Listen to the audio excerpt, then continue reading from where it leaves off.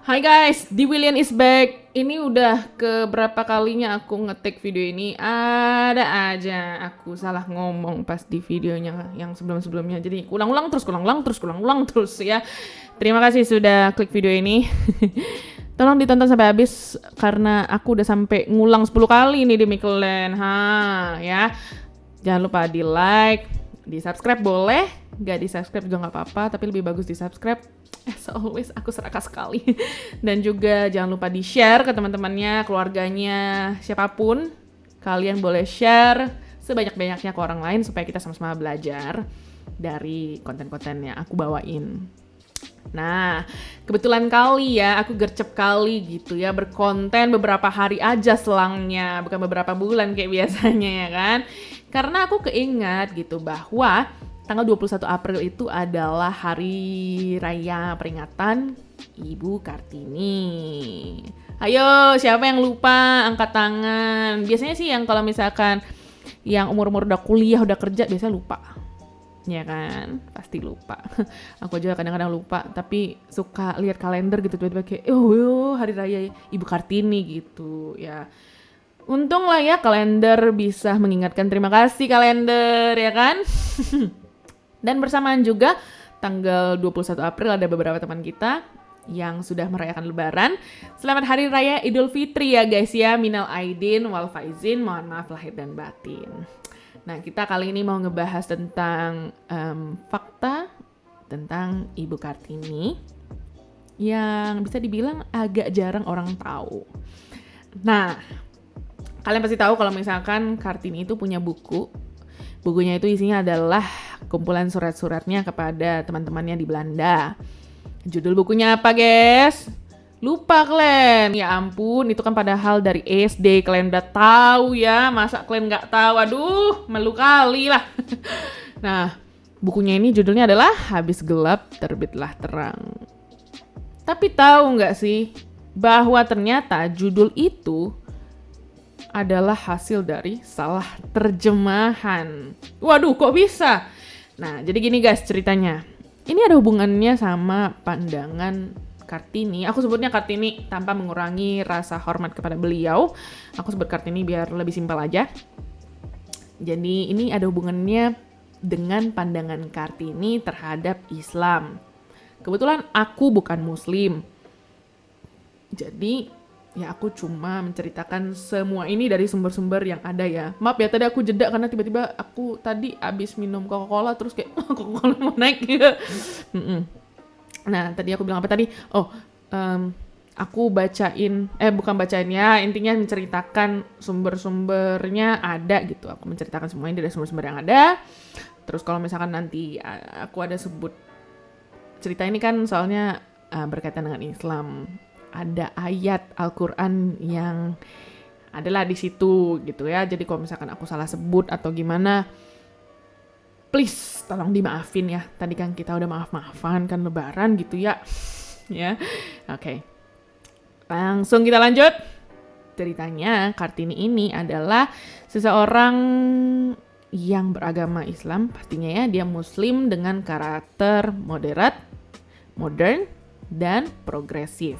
Dia memiliki pemikiran melebihi masanya. Seperti yang kita tahu ya, memang Kartini ini cukup kritis orangnya lah istilahnya.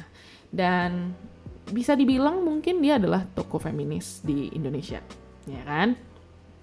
Di zaman Kartini hidup, ternyata umat Islam itu cuma diajarin cara melafalkan Al-Quran, membaca huruf, tanpa mengetahui maknanya. Jadi Ibu Kartini ini mencoba untuk mendobrak itu melalui surat-suratnya. Nih aku bacain kutipan surat Kartini kepada seorang aktivis perempuan Belanda yang namanya Stella Handelaar bertanggal 6 November 1899.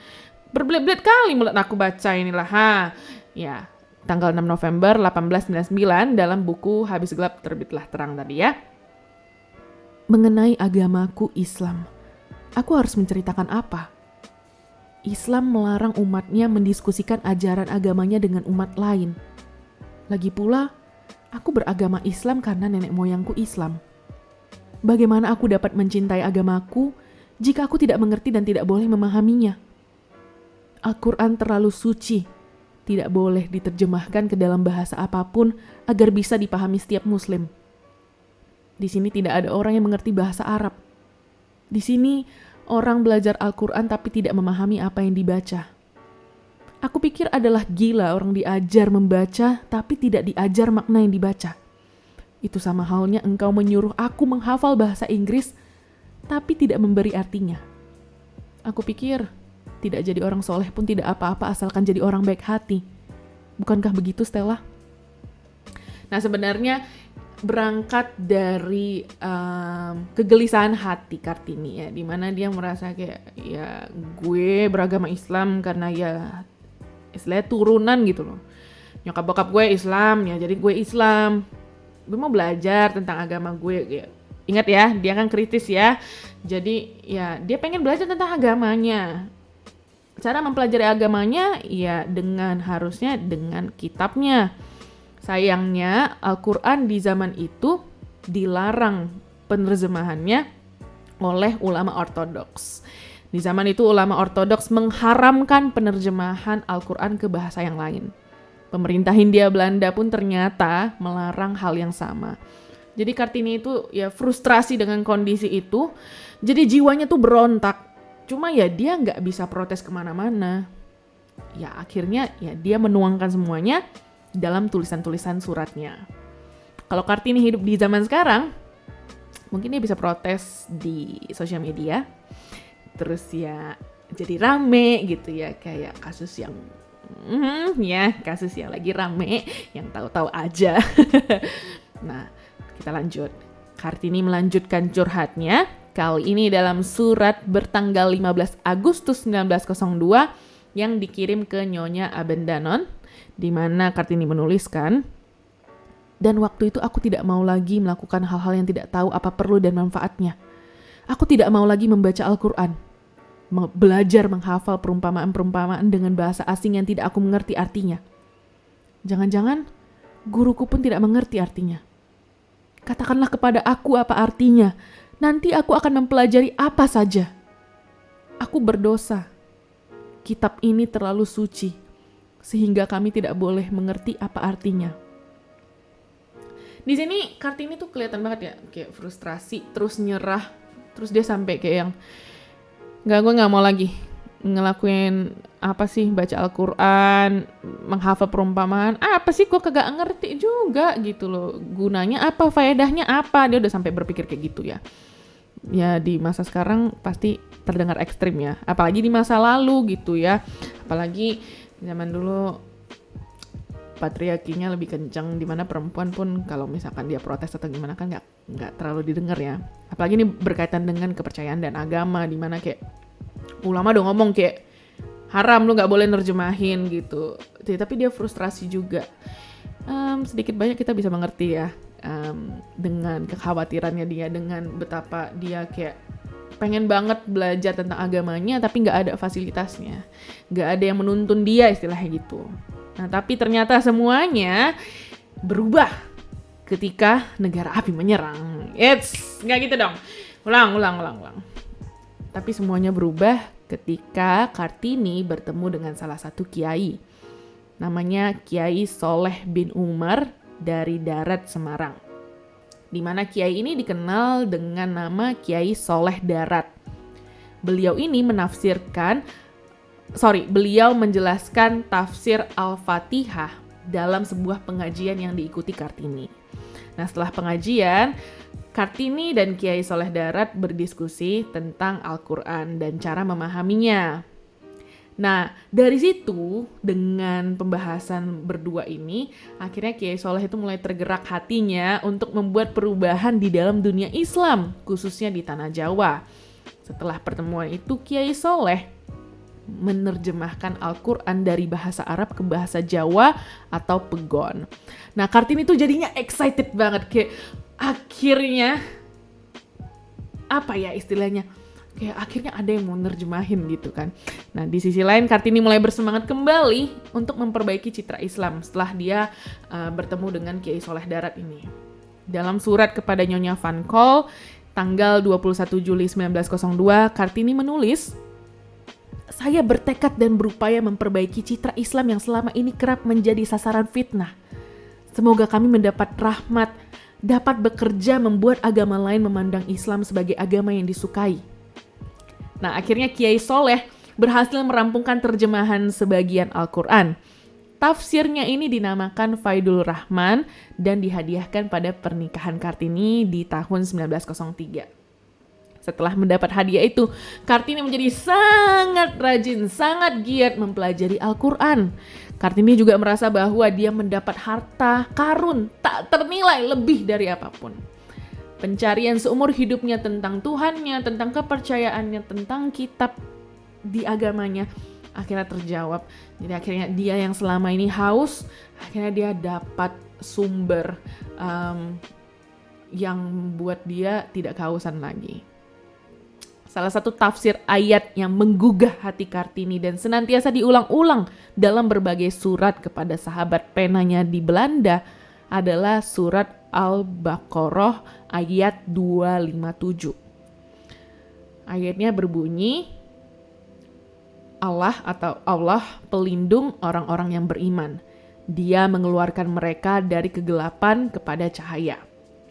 Nah, ayat ini di Al-Quran di kalimatnya disebut, ini disclaimer dulu, mohon maaf kalau misalkan aku salah sebut ya.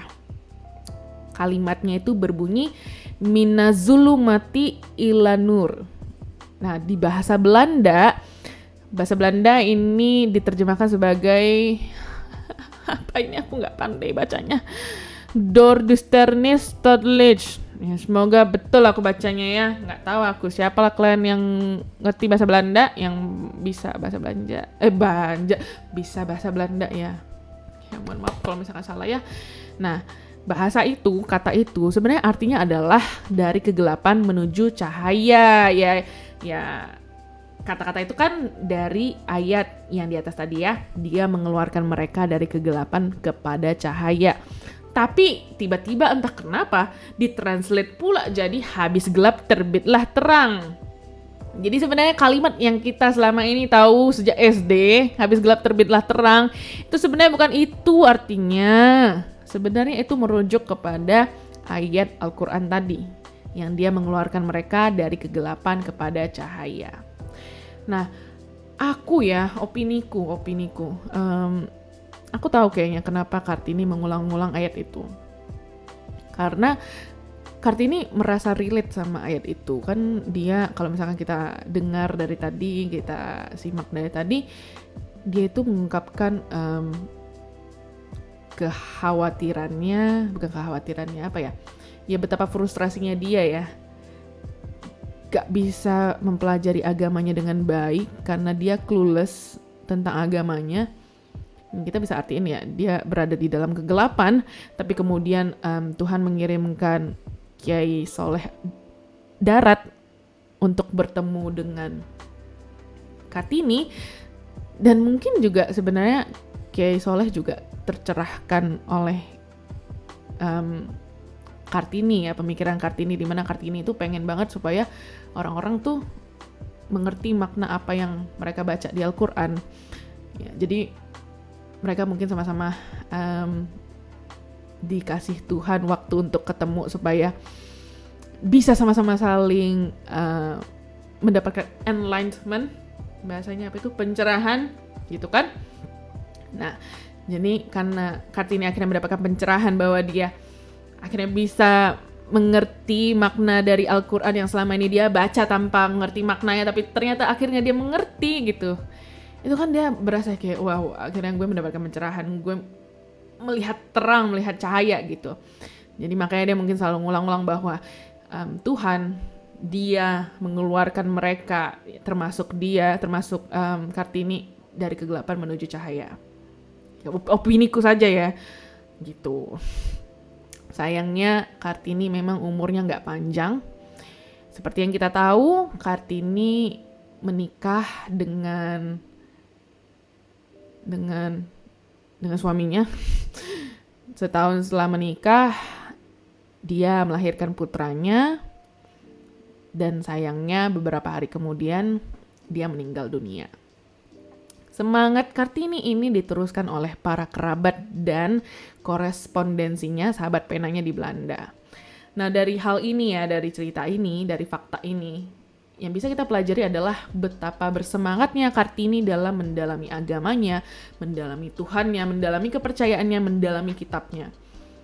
Jadi aku harap setelah menonton video ini dan sama-sama tahu fakta ini, kita bisa belajar lebih banyak lagi, bisa lebih mau mendalami Tuhan kita, kepercayaan kita, kitab kita juga ya.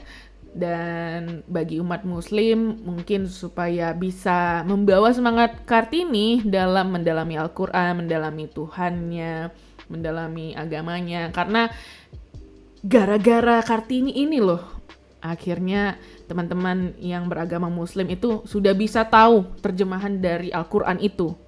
Ya kan? Karena mungkin kalau misalkan gak ada Kartini, mungkin kalau misalkan Kartini tidak berpikir kritis seperti itu, sampai sekarang teman-teman yang muslim gak tahu arti dari Al-Quran itu gitu. Dan untuk aku dan teman-teman yang bukan muslim, supaya kita juga bisa setia dan taat dan juga mengikuti semangat Kartini yang dengan giat, dengan rajin, yang selalu haus untuk mempelajari tentang agamanya, kepercayaannya, tentang Tuhan gitu ya. Yes, segitu dulu videonya. Dalam sekali pesan yang dikirimkan lo kata SMS apa gimana? Maksudnya segitu dulu lah videonya, dalam sekali pesan yang disampaikan oleh Kartini. Kita banyak belajar dari beliau. Aku pun sebenarnya waktu baca ini kayak ya udah selewat aja, terus kayak pas lagi baca-baca ulang kayak oh ya ternyata gila, segitu gedenya semangat Kartini untuk mendalami Tuhannya. Walaupun agama turunan gitu loh, tapi dia pengen banget belajar tentang Tuhan, tentang kepercayaan yang dia anut. Kayak it's very amazing, right? Karena anak-anak sekarang aku tahu banyak yang cukup hilang arah, gak terlalu berpegang kepada agama, gak terlalu berpegang kepada Tuhan. I hope you guys can learn from Kartini, karena dia benar-benar kayak keren. Walaupun mungkin dia selama ini dikenal sebagai icon feminis, tapi wow, kalian belajar bahkan tentang agama, betapa dia faithful di dalam agamanya. Terharu sekali aku ini dengan Ibu Kartini, luar biasa sih dia. Jadi videonya segitu, terima kasih sudah menonton sampai habis. Jangan lupa di like, di subscribe, dan di share sebanyak-banyaknya ke teman-teman ya, ke siapapun yang kalian temuin. Boleh share aja ya, yang banyak-banyak, karena itu berharga banget buat aku. Thank you semuanya, see you.